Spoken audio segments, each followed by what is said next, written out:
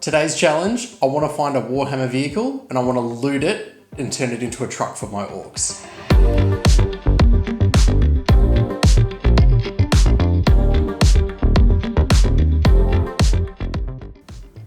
Easily one of the best parts about collecting an orc army is the freedom that you have in being able to jump in and look at the other armies and just start looting vehicles and models. The goal that I've set for myself today is to create a fourth truck for my orc army. I want it to look different to the ones that I already have, but let's jump online and see if there's some sort of Imperium vehicle that we can steal, and we're going to loot for the orcs today. Alrighty GW, what do we have? Yes, the classic Ork Trukk. But I already have one of those. The Imperial Guard Chimera. Now this is a cheeky one that's easy to convert. Already done. The Scorpius Dune Rider, that would make a sweet truck. Ah! A Primaris Impulsor. Let's do it! In my head, I have a really rough idea of what I want the end model to look like, but I'm going to remain flexible and just play around and see what ideas look like and let it evolve as I go. The story I want to tell with the model is that the orcs have somehow lucked into stealing this impulsor. Because they don't completely understand how it works, they're just going to slap their own parts on top to make it function.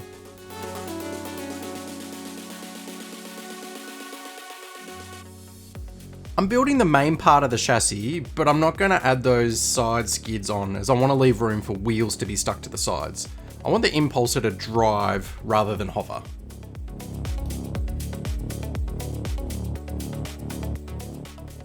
I'm playing around with the wheels and tracks and trying to work out where I want them. I think the tracks will look cool.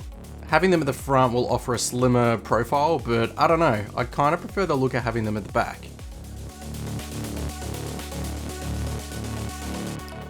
At the back though makes this truck look so wide.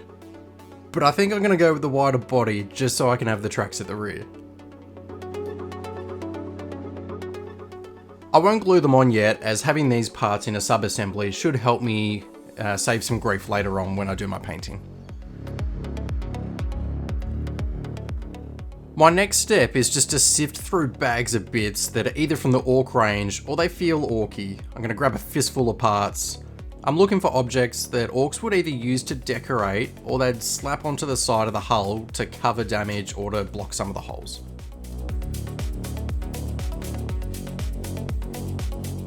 I'm going to cover over the weapon ports as this truck's only going to have the big shooter on top.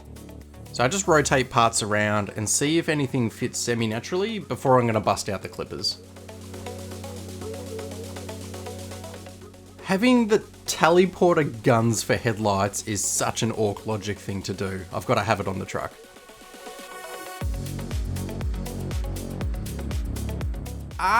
No! Watching it back, I realised that once I take these skull decorations off, I completely forgot about them. I might try and find them though and actually include them at a later date.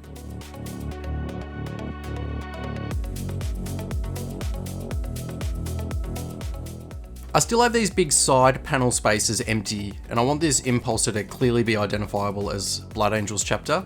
So I'm going to hunt around and see if there's some 3D parts rather than decals that I can have in this space. The front is also looking a little bare, and boy do I love Dozer blades. I'm going to head over to Kromlech to see what they have on offer. So this is Kromlech's website.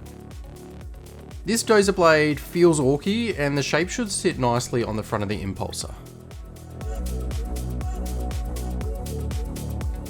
There's no sponsorship, but if you haven't used them before, they're really nice solid resin pieces. The blades do come with support attachments to fix them to the hull, however I didn't need them for this one. Mine didn't need any tidy up, however a warm soapy bath to remove the mold release agents is a must. Otherwise your paints might have some trouble. I want the Dozer to be weathered and rusty. An easy starting point for weathering is to add texture. I'm using PVA glue first to stick sand and small rocks to the front. And man, there might even be some cat litter mixed in there. Once the first coat's dry though, make sure you apply a second coat of PVA that's thinned down and brush it over the sand. Now it won't budge.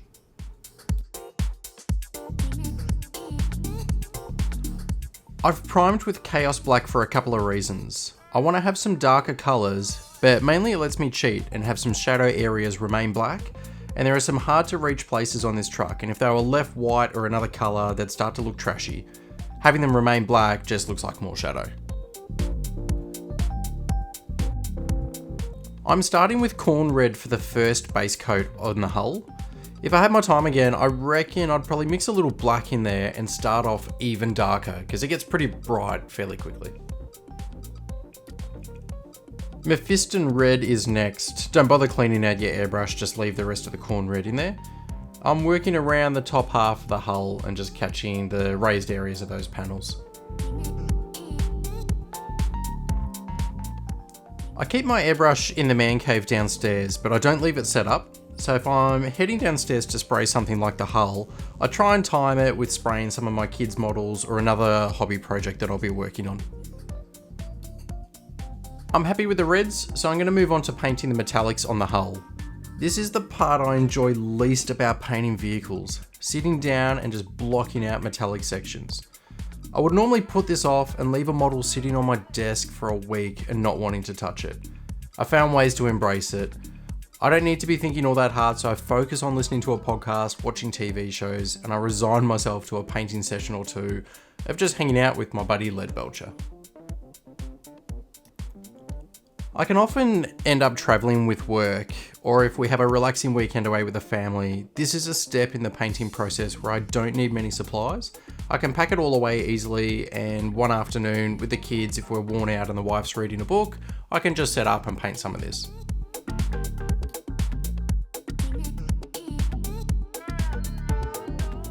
I've also painted some metal areas with Balthazar Gold just to mix it up. In the past, I've used half a dozen different metallic colours on one vehicle and realised I'm just overdoing it and they would look too busy.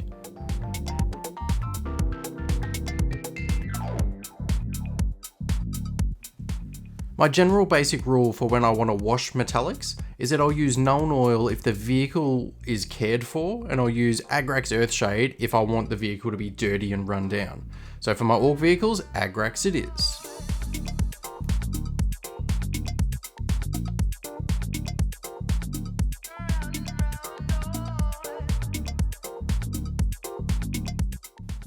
You can edge highlight your metallics now. Something bright like a Stormhost Silver or Runefang Steel will be perfect.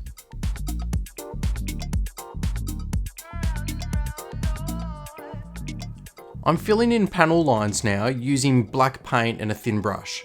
Get comfortable, concentrate, take breaks if you need. Have some clean water and an earbud on standby and you can clean parts that you missed pretty easily.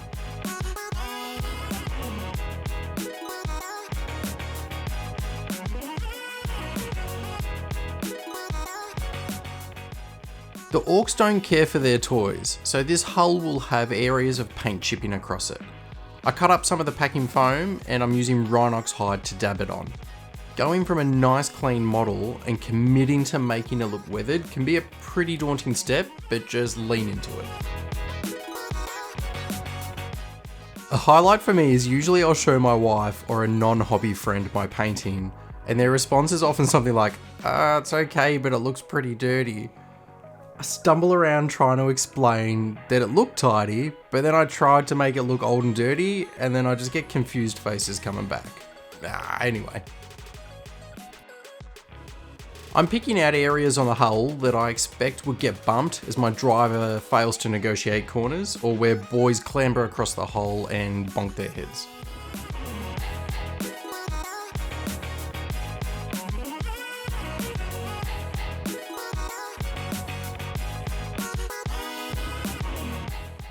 I use a light red or an orange colour on the underside of the brown chipping areas to give them depth.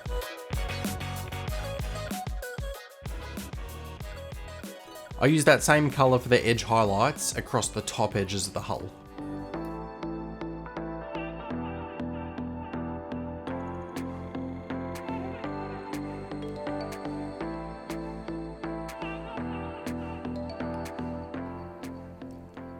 I decided I should probably add some black panels for variety and to make it more of a Blood Angels original feel.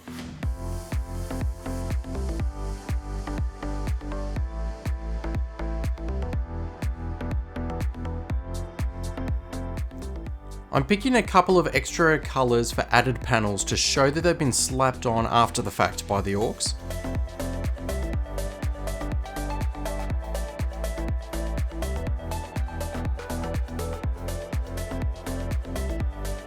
I've used lead belcher with the same sponge technique to add some chipping to these panels.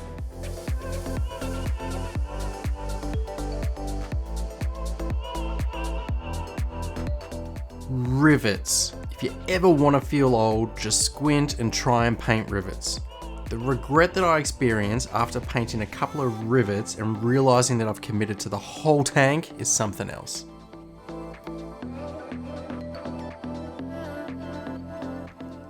I won't overdo the weathering, but I want to add some streaking to the chipped paint areas. I'm using some thinned down Agrex Earthshade to create some faint streaks. AK Interactive have some great rust and grime streaking products you can also use.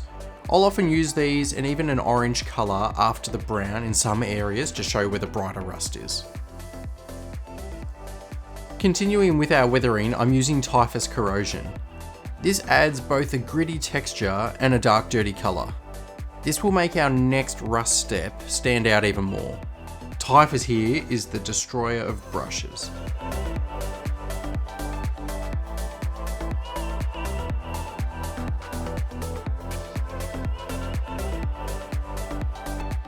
If ever a brush has crossed me or wronged me in the past, it is sentenced to the pool of Typhus Corrosion brushes.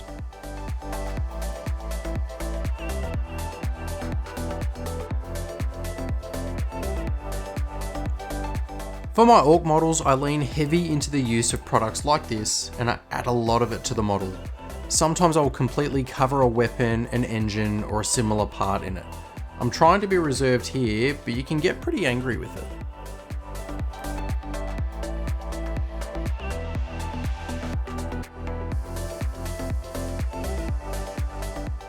Thin down orange colours like Troll Slayer Orange and wash this across your weathered textured areas to show parts that have pooled water and then gathered rust.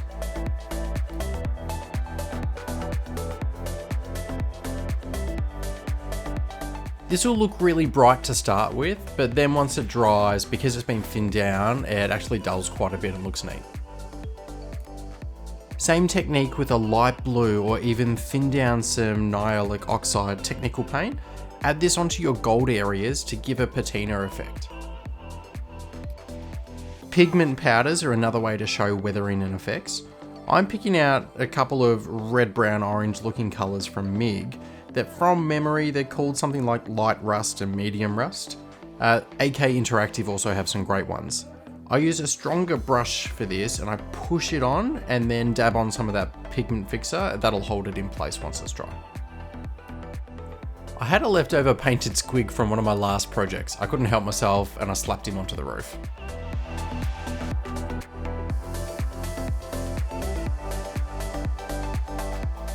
I could find lots of decals for Blood Angels, but I couldn't find any physical parts that I could stick onto the side of the hull. So here are some 3D parts that I had printed that I think will fit the theme of the chapter. I've primed these gold and then I'm going to wash them with Agrax Earthshade, and then that same gold weathering is all you need for these bits to look pretty cool.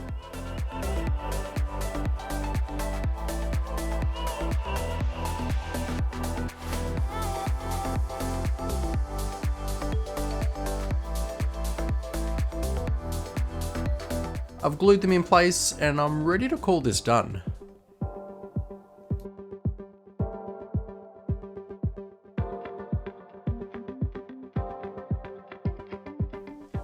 I'm really happy with how the model has turned out. Reflecting on it now during the editing, there's probably a few different things I'd change next time around.